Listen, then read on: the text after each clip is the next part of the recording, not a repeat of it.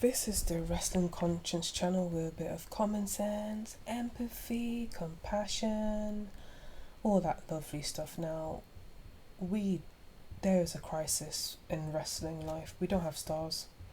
We have random people who are the vocal minority who say people are stars and they're just failing and floundering.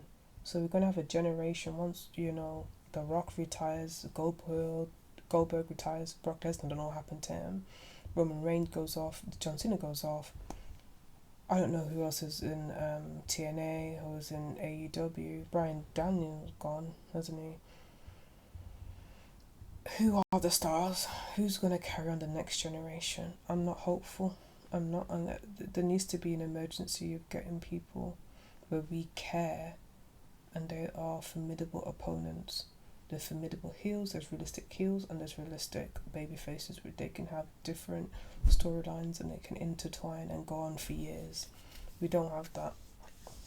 And I'm getting worried because I feel like all the investments I had into this wrestling life and malarkey since a teenager till now is going to go down the bin because they did not put the investment in.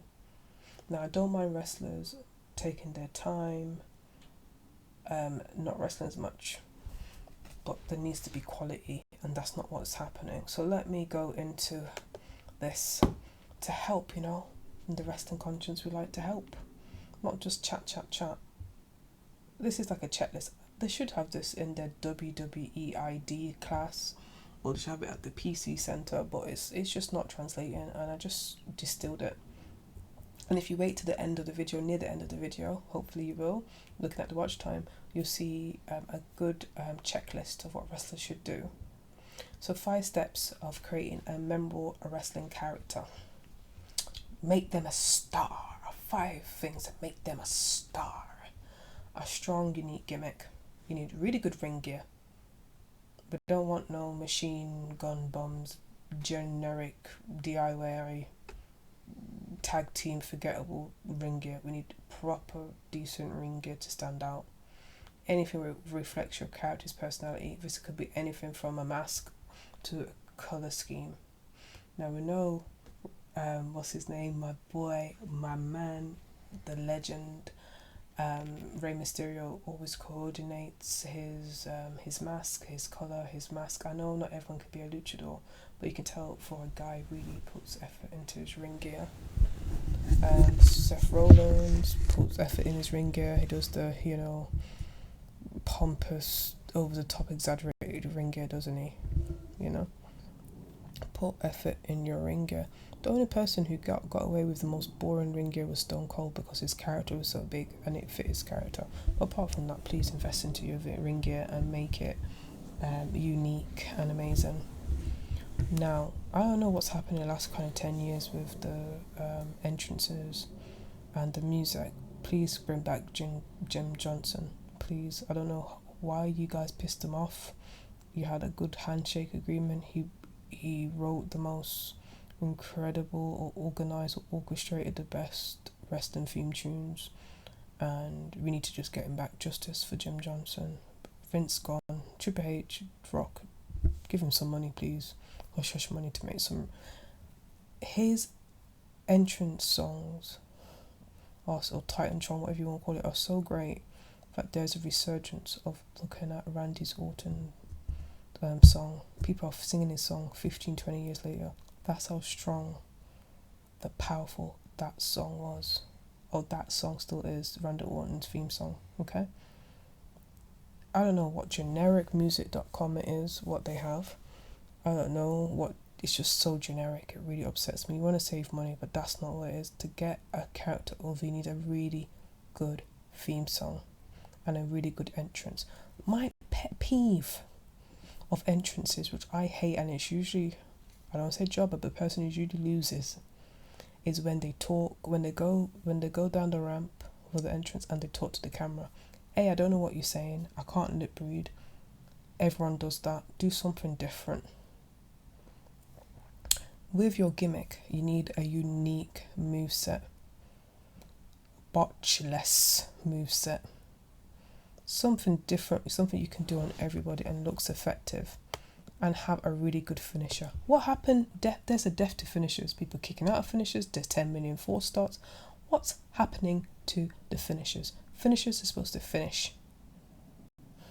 Protect the finisher, for frick's sake. When the finisher is coming, I know it's 99% sure that it's done. Finish with the finishers. Okay. Number 2, captivating promos. Now, I hate this. I hate watching interviews. I was watching a Chris Van Fleet, can't say his name, interview with Chris Statlander. Love her as a wrestler. She's on AEW. And she's like, they're talking about her confidence getting on the mic and getting more comfortable. I'm like, you can't be wrestling high grade matches like Chris Statlander and what's her name, Willow. They had a really great match the other day, not the other day, but recently with the Thumbtacks and Street Fighter. I thought that was one of the best women fights I've ever seen.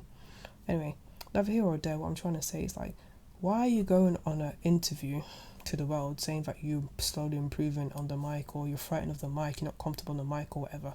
I'm paraphrasing, but the point is, in 2024, my belief, you should be confident on the mic. Don't go on the mic, don't be a wrestler. It's part of the repertoire. It's not about moves.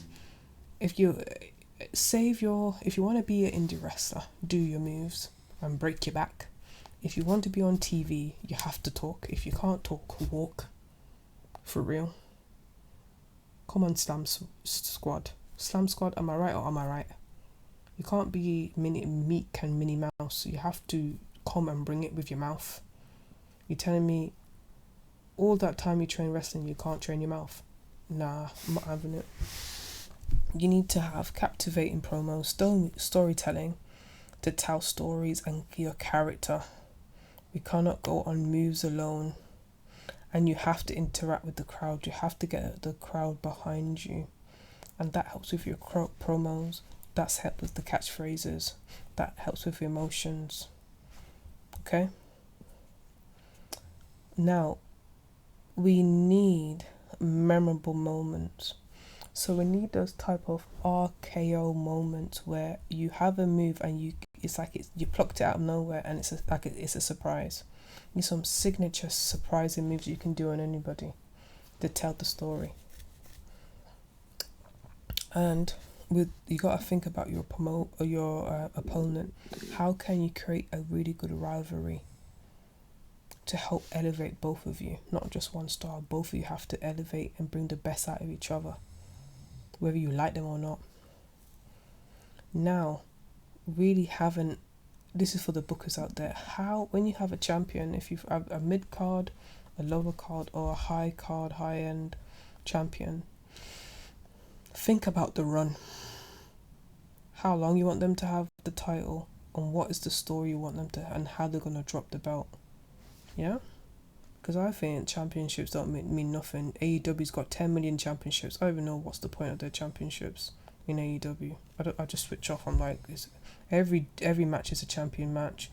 Oh, there's RH, there's the New Japan, there's Strong Style, there's a CMNL, there's initial D, I don't know what's happening in AEW. But we're having belts or championships and titles in WWE, and the championship don't mean nothing. So they need to elevate the championship like it means something. All you need to do is adapt to the audience. You need a global appeal. You can't just appeal to diehard fans. Yeah, what worked for 500, like a 500 attendee a small venue in Chicago does not mean it works in Germany. You need to think, what will globally people can get behind you? What are the emotions what people can get behind? What is a story people can get behind? Not just your moveset. Wow, you can spin like a gymnast. Oh, okay, Ricochet. But what else? We know that you're good in ring, but what else? There's a lot of wrestlers who are good in ring, but what else? Modern storytelling evolves with time. I've just done a video about Naomi. Her gimmick has to change. She's an amazing wrestler. Her gimmick has to change. She has to evolve with the time. Wrestling is a microcosm, especially as part of American culture. It's like a microcosm of what's going on. What is the zeitgeist right now? What's going on? They tap into culture. I'm not saying you have to have a trend or, follow a TikTok trend, but what I'm saying, tap on what's going on. The baby face has changed. The heel has changed. Think about what the crowd wants. Think about what they're going on. Not say change everything, but just adapt. And also, if you think, oh yeah, I'm underutilized and WWE don't give me a push, develop your social media presence. Develop it for your character. Develop it so no come undeniable, that no one can't deny you a push. Or if you have to leave, you can go independent and still, make money. Now, this is tricky. Sometimes you gotta listen to the fans. Now, this is where you can get direct feedback and criticism to help you improve your character and make adjustments. Now, you have to be careful who you listen to. You can't just adjust everything, but you can get free feedback. Imagine you get direct feedback on your character and how you do, and you can use that how to improve. Interact with fans if it fits with your character, and embrace the unexpected. Sometimes you can just get over by saying something as a fluke. Like, remember Stone Cold with the 316? You just said that you just don't know, but you gotta be open to take risks and try new things. Yeah? So if you listen to the end of the video, you'll see my little checklist for these wrestlers, and for us to think about when we have characters, are they really looking at this? Are they really looking at the different checkpoints that help them to be better wrestlers? And to save their bumps, make every bump count. Just don't do bumps for the pick your allies, build your character, listen, adapt, engage. So it's all there now. I hope that helps, and we'll talk soon.